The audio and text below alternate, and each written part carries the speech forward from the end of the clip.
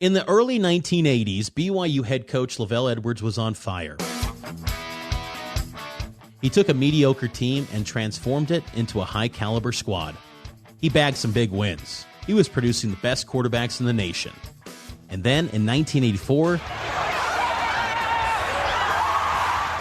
BYU's first ever national championship.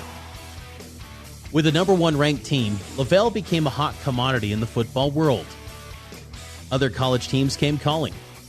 And then the Detroit Lions offered him the position of head coach, an NFL job. It would mean 4 times his BYU salary. It would mean more prestige. It was the obvious next step for such a successful college coach. His mind was more involved on BYU recruiting season than he was on signing a contract. And right there it told him, hey, don't go. You need to stay. LaVell didn't care about the obvious. He had no interest in coaching in Detroit, no interest in the NFL. He had no interest in coaching anyone but the BYU Cougars. So he declined the job. Today we look back at the legendary life and career of LaVell Edwards, a coach who had no patience for egos, who had no interest in conventional football or football culture. It's a story of how LaVell's unique outlook on football and life paved the way for extraordinary wins on the field and beyond.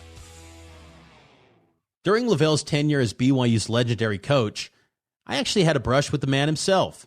You see, back then, all practices were open to the public. I know, a crazy thought when you compare it to the paranoia from college coaches today. But LaVell, he let anyone watch. My dad and I used to love going to fall camp practices to get an early look at LaVell's latest squad. When I was around 10 years old, we were at practice, and I noticed a player was missing. I was shy, remember, but I got up the courage to go up to LaVell. He was perched on his golf cart wearing Oakley-style sunglasses and a straw hat. "Hey, LaVell," I said. "My name's Mitch. I'm a big BYU fan. And I just wanted to ask you where Jonathan Pittman is." LaVell patiently explained what was going on.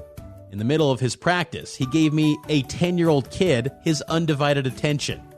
That was just LaVell's style. He made everybody feel like the most important person in the world. LaVell was born in 1930 in Orem, Utah, one of 14 kids. His parents were strawberry farmers. For LaVell Edwards, sports may have been a break from farm chores. He and his brother picked strawberries not far from the BYU Stadium. He grew up in the shadow of Cougar Stadium and loved BYU football from a young age. As a player, LaVell was a multi-sport athlete in high school. He excelled in basketball, track and field, and of course football. Today, LaVell is synonymous with BYU football, but he didn't actually go to BYU. They didn't recruit him. He went to Utah State instead, where he was a lineman for the Aggies. His head coach, George Blenkovich, was a former Notre Dame fullback. He was always impressed with how LaVell played. Did everything possible to win a ball game. He wouldn't quit. LaVell was a good player, a solid college player. He was a team captain, well loved by his teammates.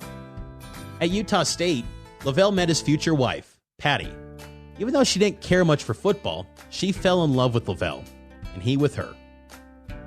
LaVell knew his playing days would end with Utah State.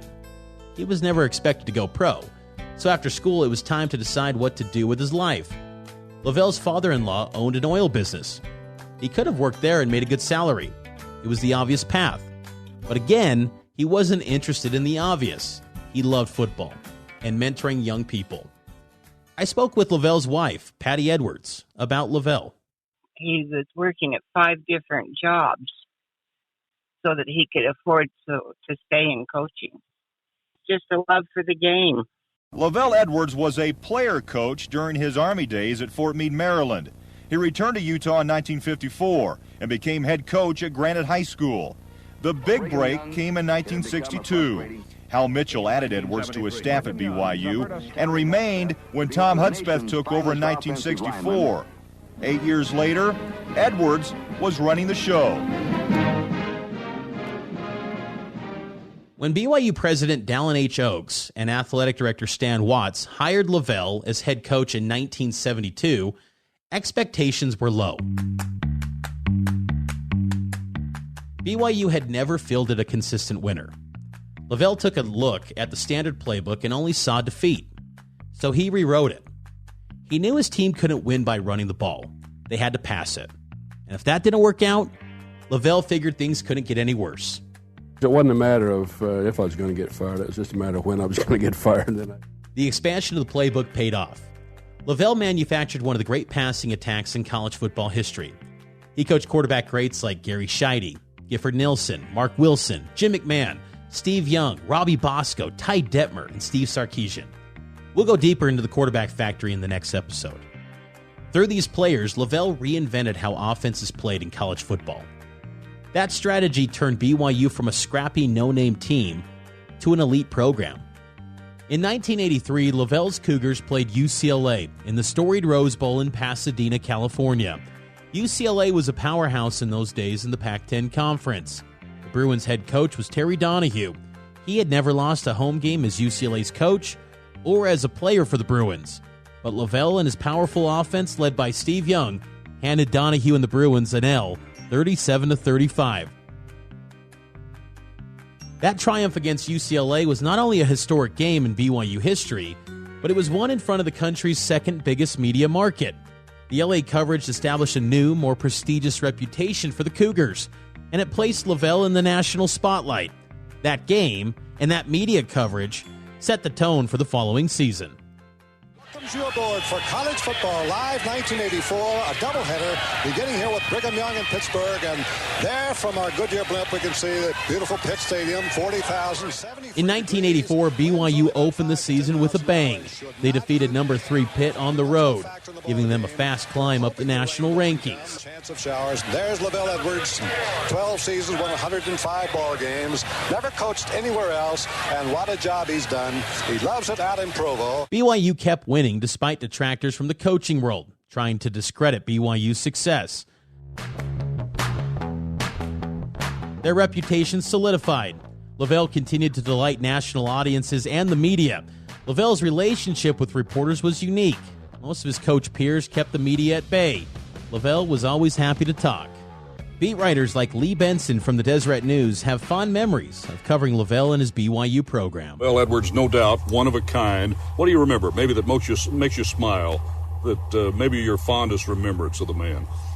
I'll tell you, the thing I think that shows the human side of LaVell Edwards is several times I've come down to interview him in his office, and I'll just get sat down, and invariably we'll talk about golf courses or Willie Nelson's music or something he's interested in, or his sons, John and Jim, or his daughters. And then before too long, and I can be in mid-sentence, he'll say, "Let's go," and he'll go out and we'll hop in his Cougar.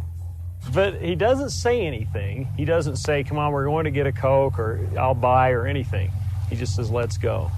And he marches to his own drummer, and I just smile when I think about LaVell Edwards, because I think that's the only way he's able to have held this whole thing together, is because he hears what he wants to hear and he does what he wants to do. He's a remarkable head coach as a result. LaVell's friendly attitude toward the media is important because this was back when the national champion was determined by media votes, well before the college football playoff was established in 2014.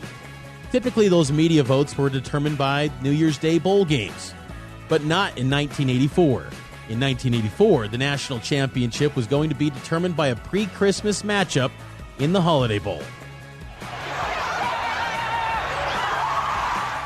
In the final minutes against the Michigan Wolverines, quarterback Robbie Bosco threw the winning touchdown. It was the culmination of LaVell's vision to throw the ball instead of run. That incredible win and LaVell's well-oiled relationship with the press secured BYU's first ever national championship.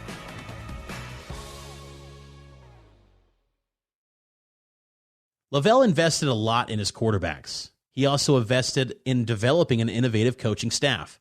Unlike many other coaches of the day, LaVell knew his limitations. He was just one man, but a full staff of quality coaches, that was gold. One of his coaches was Chris Pella, a former head coach at Utah State. Pella joined Edwards' staff as a tight end coach and recruiting coordinator in 1986. Pella worked under Edwards until LaVell retired. LaVell was great to work for. He just told me basically what he wanted me to do and turned me loose. Most college football coaches in the 70s and 80s were drill sergeants who took the my way or the highway approach. LaVell wasn't like that. LaVell respected his players, and he respected his staff. He empowered his assistants to be decision makers. He pretty much left the coaching up to the assistant coaches, and kind of the fun thing about it is our staff, we've been together for quite a while, and we could meet and game plan a game and come up with our coaching guidelines and special teams guidelines for the game plan for the games. In a sport with big egos, this was highly unusual. This work culture cultivated loyal coaches who stayed with the program for decades. LaVell's style was unique in other ways too. He didn't carry a clipboard. He didn't even wear a headset on the sideline. He hated the excessive chatter on the headset, felt he couldn't focus.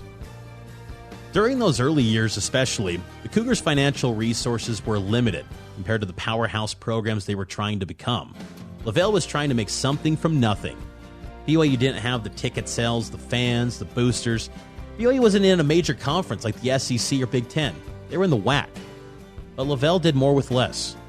Former safeties coach Barry Lamb, who worked with LaVell from 1994 to 2000, was once a position coach in the Pac-10 at Oregon. I went out there with two other guys from the defensive staff, and we stopped, and we looked at the guys running around and doing some things and all that, and I said, these are the guys that you've won all those games all those years with? Come on. He says, no. He says, these are the guys. These are the guys, and we'll win this year. And we ended up, winning our share of games and being 10th in the country and beating Notre Dame at Notre Dame, which, of course, I'd never done, and beating Oklahoma in our bowl game. And it was just pinch me. Just pinch me. Make sure this is really happening, because I got goosebumps all over my body, on the field, in the meeting rooms,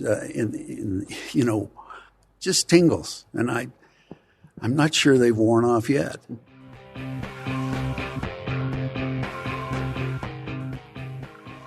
So yeah, LaVell had a unique approach to coaching. He also had a unique personality. Besides the financial challenges, LaVell's BYU program faced social challenges too. Early on, the Cougars weren't respected.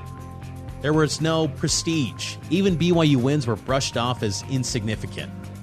Of course, that was incredibly frustrating. But LaVell never got angry.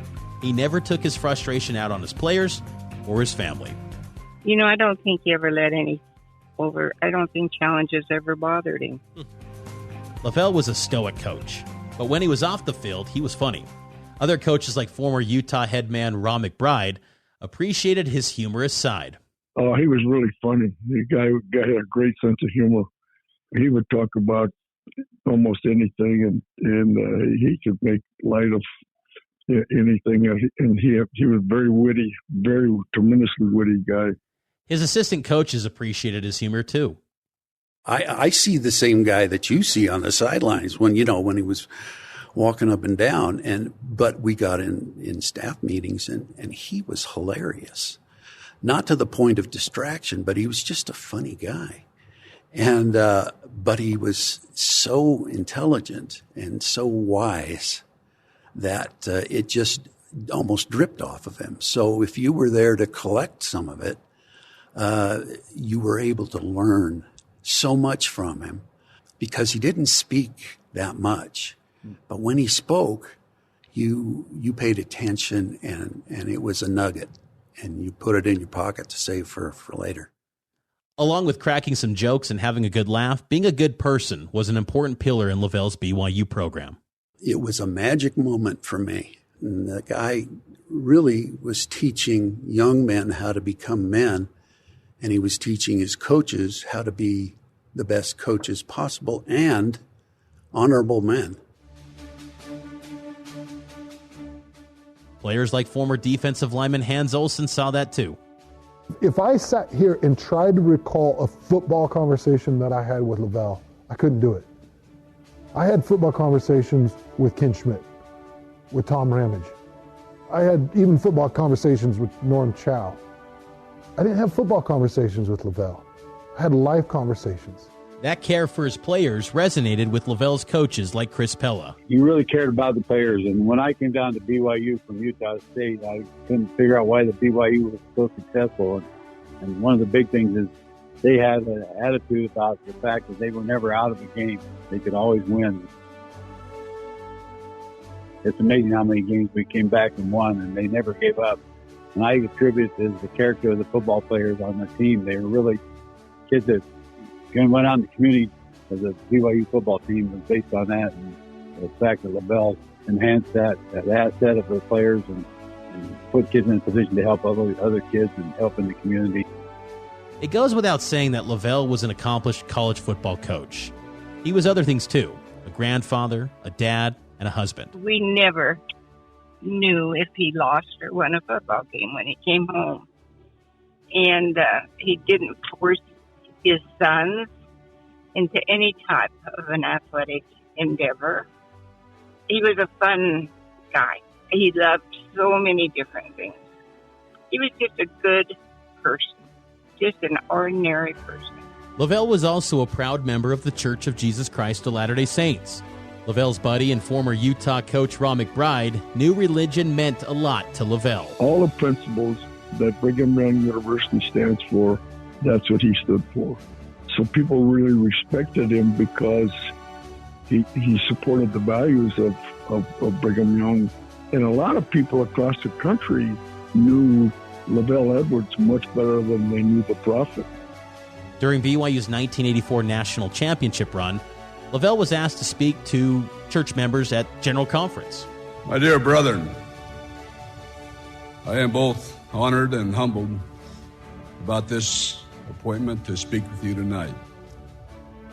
I've often been asked, how do you stand the pressure of coaching and remain so calm? I can assure you, brethren, I feel real pressure standing before you this evening, especially with no more ability than I have as a speaker. Football gave LaVell and Patty big platforms in the community. I remember I was in Tampa once, and the lady in the bar said, asked us where we're from. We said from Utah, and the lady said, "Oh, that's where that guy LaVell is. It's the head of the church and the head of the football program." Patty was active in the program. She even wrote a football column for a local newspaper. I was also belonged to the National Football Coaches Writers Association. LaVell Edwards was an incredible coach who did things his own way, and that way worked to the tune of 257 victories, 19 conference championships, and 22 bowl appearances over his 29 years as head coach. You write a better script than that, I mean, geez, that'll just keep enhancing the lore, I guess. In 1999, LaVell was ready to retire, but that 1999 season ended with 3 losses. LaVell couldn't go out like that. He wanted to deliver one more special year for his players. And that 2000 season didn't disappoint. In his final rivalry matchup against Utah in Salt Lake, BYU was down 27-26 with 90 seconds left. The Cougars are deep in their own side of the field. It's 4th and 13. They need a first down to stay in the game. Quarterback Brandon Doman throws a deep pass to Jonathan Pittman. Remember that guy? A miraculous first down. Utah Stadium goes from deafening to silence. The clock's winding down. LaVell Edwards has led this BYU team to an amazing 34-27 victory, and can you believe it? To have them come back and then have Jonathan Pittman make huge plays, I mean, it feels like destiny, kind of like fate. And when we were in the halftime, that was the whole talk, that we got to win this game no matter what, and LaVell is no better way to send off LaVell than this last game right here and in that kind of fashion. One last miracle for LaVell. On August 17th, 2000, LaVell announced his retirement. The players, the involvement, people, coaches, and that would be the most difficult thing to give up. It was tough news for some of the players. One of those players in LaVell's final year was Kalani Sitake. A lot of the guys were shocked. I know I was when he told me, but I think also a lot of guys are motivated to play. I mean, we have a chance to do something this year that nobody else is going to have. A lot of mixed feelings of, wow, we got to do something this year. We got to make it good for Coach. We got to finish this off great for him. And then also just a little bit of sadness, thinking, man, end of an era.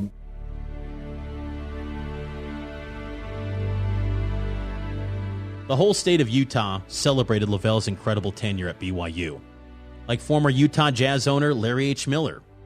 I am an extreme admirer of LaVell Edwards. He's been such a tradition, and he's represented so well, not only BYU, but the state of Utah. LaVell Edwards is just a very special man. Former BYU president Merrill J. Bateman. Because of the kind of person that he is, because of the kind of team that he fields, because of the exciting game that he plays, it's been incredible. Even nationally iconic coaches like Florida State's Bobby Bowden. You hate to see it because he's one of the great men in college coaching. Good for the game, been good, one of the good guys. Really a great moral man. But before he left BYU, the school wanted to honor the school's greatest coach, so they changed Cougar Stadium to LaVell Edwards Stadium. Board of Trustees and the administration of the university, in recognition of a remarkable and wonderful man, have determined to name this the LaVell Edwards Stadium.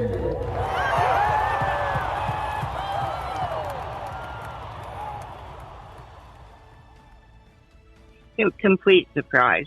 It was a complete surprise.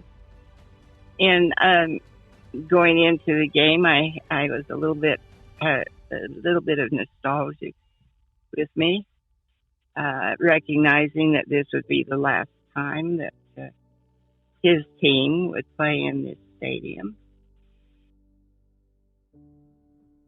LaVell was getting ready to retire. Everyone wondered what he could do next. Retirement is near. When it does come, what are you going to do? Well, I think for one thing, I probably like to go on a mission, and didn't go when I was younger, and so Patty and I will probably go somewhere. So he and Patty packed their bags and flew to New York City to serve a couple's mission for the Church of Jesus Christ of Latter-day Saints. And he stayed involved with BYU football as a supporter and gave advice to the coaches that followed him, Gary Crowton, Bronco Mendenhall, and of course, Kalani Sitake.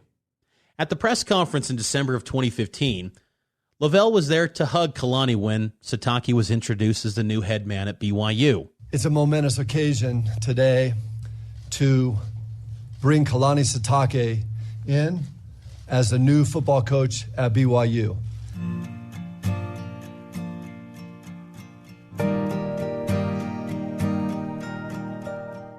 LaVell Edwards passed away in December 2016 at the age of 86, an absolute icon.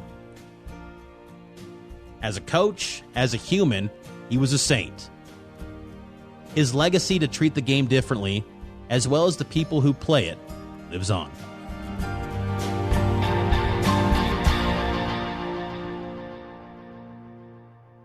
Coming up in the next episode of A Century of Cougar Football, a deep dive into BYU's quarterback factory. This game has been billed as the national championship game. Jim McMahon, Robbie Bosco, Ty Detmer, the assembly line that made BYU a national contender. A Century of Cougar Football is researched, hosted, and written by me, Mitch Harper. Rachel Miller-Howard also helped with writing and is responsible for audio production and sound design. Mixing by Trent Sell and Rachel Miller-Howard. Special thanks to Madisan, Hinkhouse, and Nathan Dowdle. And executive producer Sheryl Worsley. A Century of Cougar Football is a KSL podcast.